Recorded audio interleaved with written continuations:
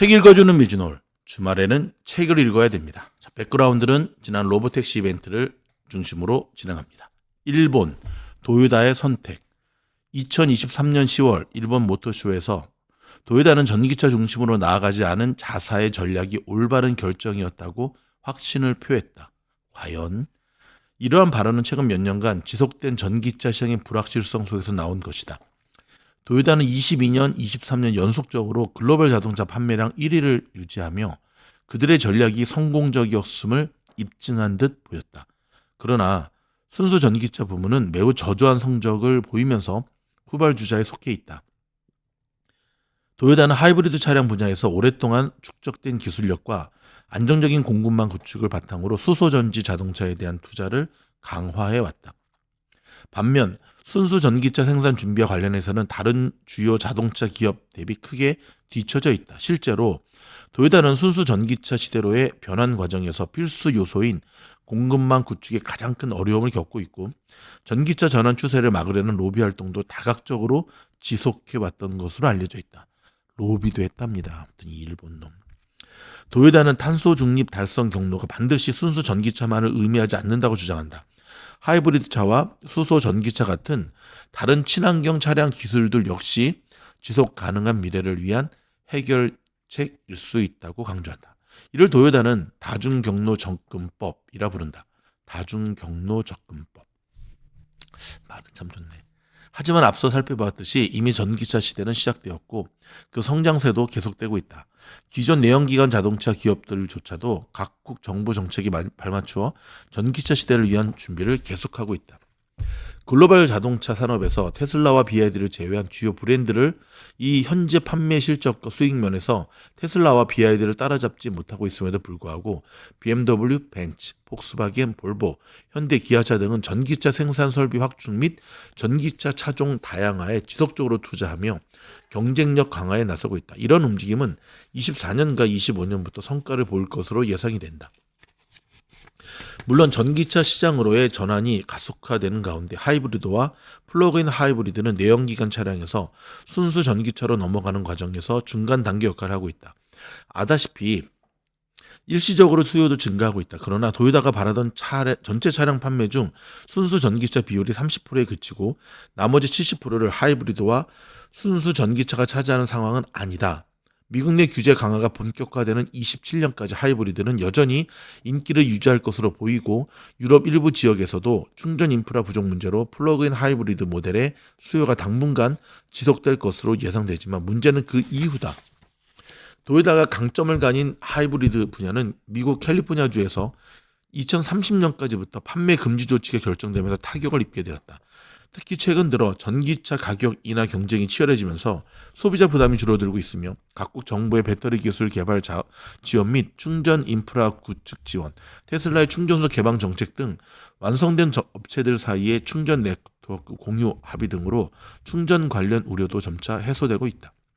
이런 환경 변화 속에서 도요다는 하이브리드를 앞세운 현재 방식으로 얼마나 오랫동안 경쟁력을 유지할 수 있을까?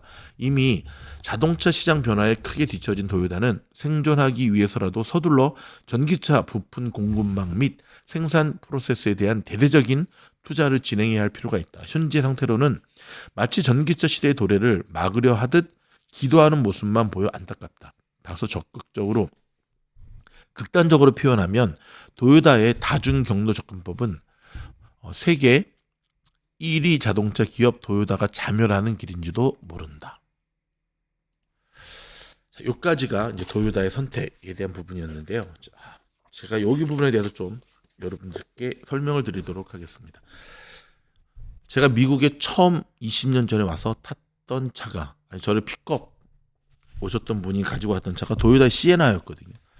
그 조용한 엔진 소리 저도 깜짝 놀란 적이 있습니다.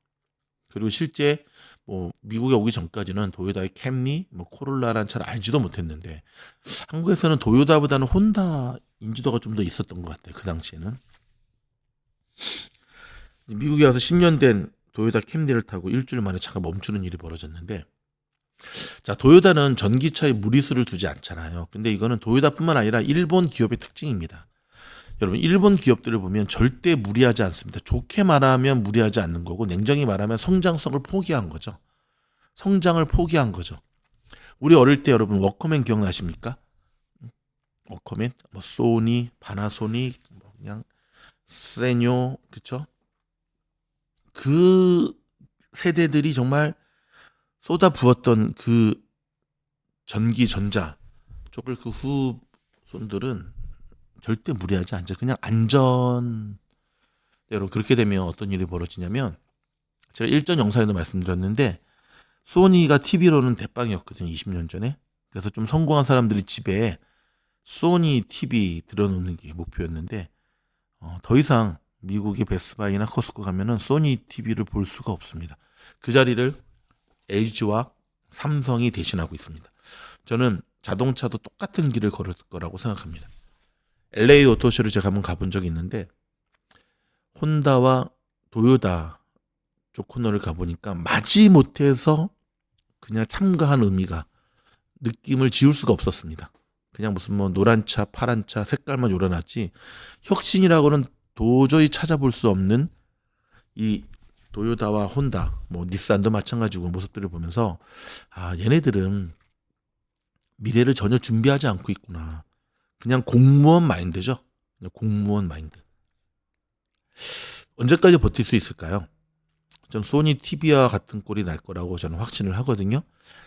뭐 단기적으로는 지금 과도기적으로는 뭐 조금 재미를 볼 수 있을지 모르지만 자동차야말로 다가오는 미래를 준비하지 않으면 도태될 수밖에 없다는 것이 자동차 섹터군의 우리에게 가르쳐주는 교훈이거든요.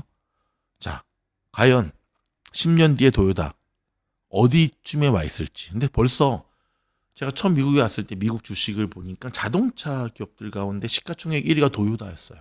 근데 지금은 뭐 테슬라에 밀려서 찬밥 시등세잖아요. 어저께 전해드렸던 라팔마의 휘스커 파산하고 문 닫은 것처럼 저는 도요타 혼다가 닛산도 마찬가지고 혁신에 대한 것 이제 불가능한 것 같아요. 그들에게는 그런 DNA가 안 보여. 결국 그들이 역사 속에 사라지는 것은 시간 문제라고 생각합니다. 내일 읽어드리겠습니다. 고맙습니다.